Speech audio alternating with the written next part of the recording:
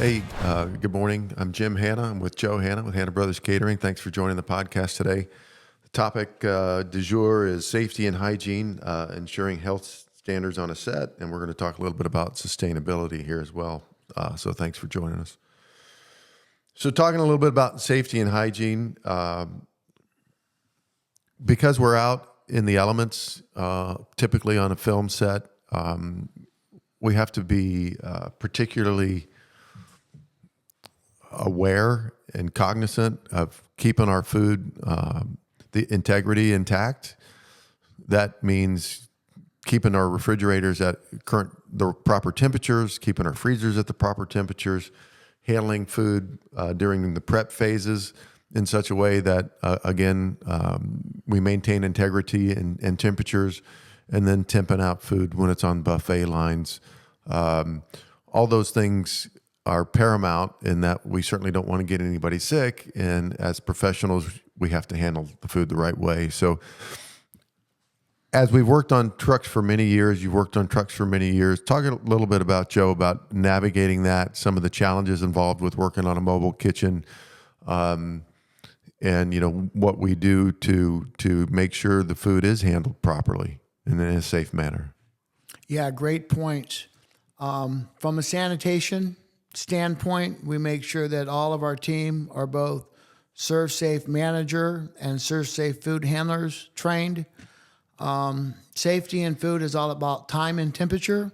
So you really have to be aware of keeping your food at the right temperature, below 40 degrees or at 140 degrees during serving, or proper cooking temperature for service. There's more of a lean towards more well-done foods. There's not a whole lot of 125 and 130 degree rare meats out there these days. So you take that, especially in Atlanta. In California and Chicago, you can still serve rare meats a little bit, based on the client, but understanding where you're at and the region of where you're at. So, it starts with your vendors, making sure that you have vendors that are certified. They're bringing you everything that is spec'd and named and coded exactly the way it is, and making sure that it's coming to you in proper temperature vehicles, and then understanding the handling of it. So as you receive the food, you want to take the temperature of the food that you're receiving. You want to make sure that it's at 40 or below 40 degrees. 42 degrees is no longer an accepted temperature. And then as you receive it, you want to make sure that it's put into the same temperature storage facilities as quickly as possible. And then through the course of the days, you take food out of the refrigerator all day long. You have to be conscious of how long it takes you to prep it, cook it, storage, and serve it, and monitor those times and temperatures throughout the course of the day. So if you're cooking food here and you're serving it over there, how do you maintain the temperature and the time and the temperature of that product, which is usually hot boxes? You bring your food to 140 degrees, put it in a 140 degree cabinet, and then get it in the chafing dish and serve it as quickly as you possibly can. But just understanding foodborne illnesses, contact food services, that's really important. Start with a clean knife, start with a clean cutting board. Don't cut your onion and then cut your watermelon, or don't cut your chicken and then cut your lettuce. Making sure you have, your gloves on, making sure you have a proper place to clean it at proper temperatures, with proper chemicals, proper place to storage, room to store everything. And then another real big factor out on location is just clean potable water. Because remember, you're in a remote area, you're on an island, so you have the water to clean with that's in your sinks and in your holding tanks, and then you have your water to cook with, which is your 5-gallon waters, and your waters to make your drinks out of, which is 5-gallon waters. So you have to carry all that stuff and be mobile with all that stuff. So understanding, you don't want to run out of water to drink before lunch, Right? because you used it to clean the floor. You don't want to be touching your proteins and then not washing your hands and touching fruits and vegetables. keeping your hands out of your face, keeping your hands out of your hair, washing your hands. It's such a big deal. All of COVID completely changed the way that we serve food for those 18 months.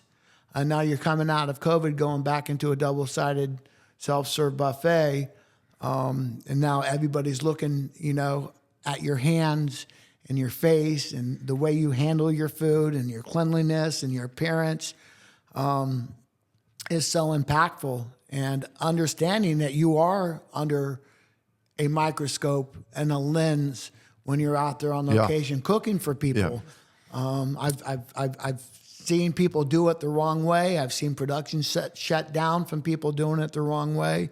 I've read multiple times where people got sick because their food wasn't cooked to proper temperatures, wasn't held at proper temperatures, wasn't served at proper temperatures.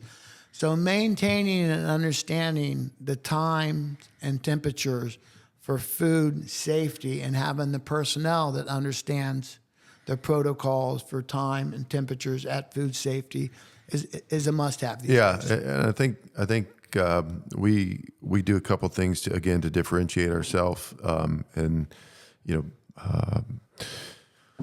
make sure our teams are executing at a high level. One is, as you mentioned, having the right equipment to be able to move temperatures at the right, move product at the right temperature. So, like you said, getting product at 140 degrees, moved a mile and keeping it at that 140 degrees because production wants to serve it, lunch in 3 different locations because that's what the shot calls for the day, is a challenge. And you have to have the right equipment to do that. Then you've also got to have the personnel that's trained the right way. And again, our guys are all ServSafe certified and or ServSafe managers. We've got at least one manager out there on every crew. But that means they have, taken a course, passed the test, and then not only have they passed the test, but they've been in our kitchens and worked with our executive chefs and been trained on a daily basis. This is how you handle food. This is how you move it. This is how you temp it. This is what it's got to be in order to keep everybody safe. And the last thing in the world you want to do is get multiple people sick out on a film crew. That would be a sure way to shut it down and most likely result in your termination. So, and possibly even getting sued. So you have to be a pro. You have to maintain the safety and integrity of the product. And to do that, you have to have the right equipment and the people have to be trained the right way.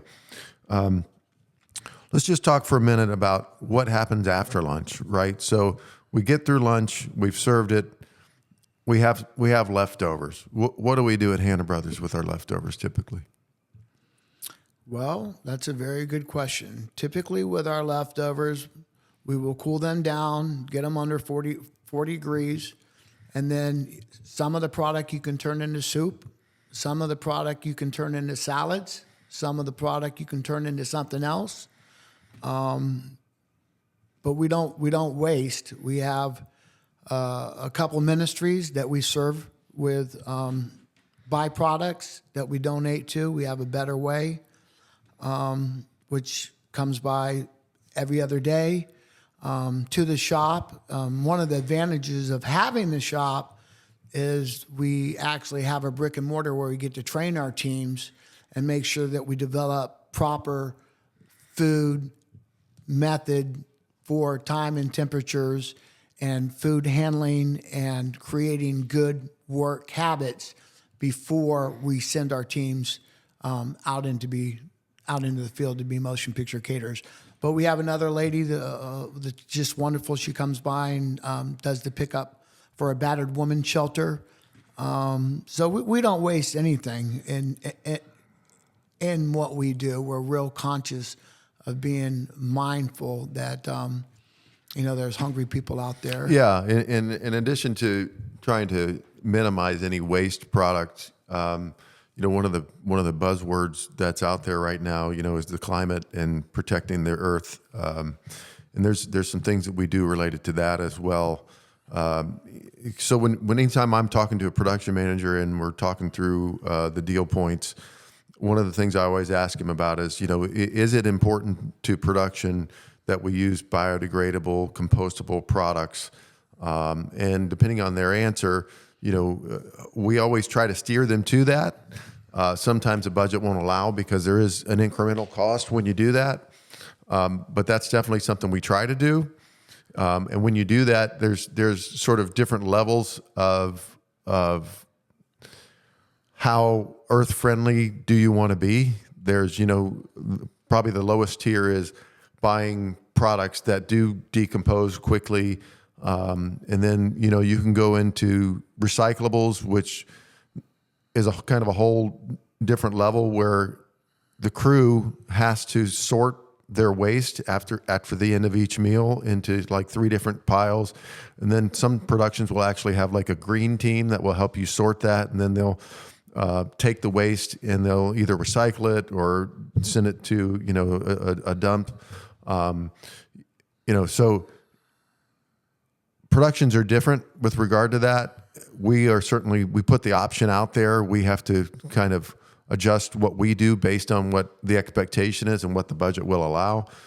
But we have relationships in place with vendors that will give us preferred pricing on compostable products. And we certainly encourage production to do that. In addition to composting waste food, we have a dehydrator at our commissary here in Atlanta that we can turn waste product into compost as well. So is there anything else I'm missing there on sustainability? Earth friendly? We are real active about using compostable, reusable, biodegradable, all green products at Hanna Brothers. Another thing we encourage productions is to have 1 day a week where we don't use a red meat. That's one of the initiatives. Some productions will let you do that. Some productions won't. But it's certainly something that we bring up. We are aware of the environmental impact that we have, especially with the amount of food we purchase, and we try to keep it to a minimum. I'll share a quick story with you, and it relates to this. It's kind of like when I'm talking to a production manager and we get to this topic, again, I try to encourage them to go the biodegradable route. And invariably it leads to the discussion of, well, how much does it cost, Jim? And there's an incremental cost, and I'll share that with them. And you can always sort of tell how much a budget is being taxed by the answer when it comes to biodegradable. So sometimes when I give them the answer, it's like, oh, no, we ain't doing that. And then sometimes it's like, yeah, it's the right thing to do. Let's do it. And so I can always sort of gauge how under stress the budget is when I ask that question. Any stories come to mind for you related to biodegradable, compostable? Well, there's a big difference regionally, okay? That's true. When you're in California, there actually is recycling. Yeah. So, there's aluminum going in aluminum, plastics going with plastics, compostables going with compostables. When they take it to the dump, they take it to different places. There's a lot of awareness in California about being pro-green, okay? And then you go over to New York, same thing. They actually have refuge centers that, handle paper, plastic, aluminum, compostables. It goes to a different place. It's delivered to a different place. And then the other states, they really don't sort that. And they don't sort that because they really don't have any infrastructure. The recycling facility can't handle it. Yeah. Yeah, the recycling facility can't handle it. Right. So each production manager really does have their own take and their own opinion, depending on where they're physically at. Yeah. But at Hanna Brothers, we really do strive to be extremely proactive towards being. Yeah, and I've noticed some of the different networks, if you will, are more tolerant, but then some are more about tolerant. Listen, I don't care what it costs. Right. We're gonna be green on this production. Exactly. So, it's like everything in catering, you have to talk to your client and understand their expectations and what's wanted. So we appreciate you joining us today on the podcast. Hope you found it informative, and we'll see you on the next one.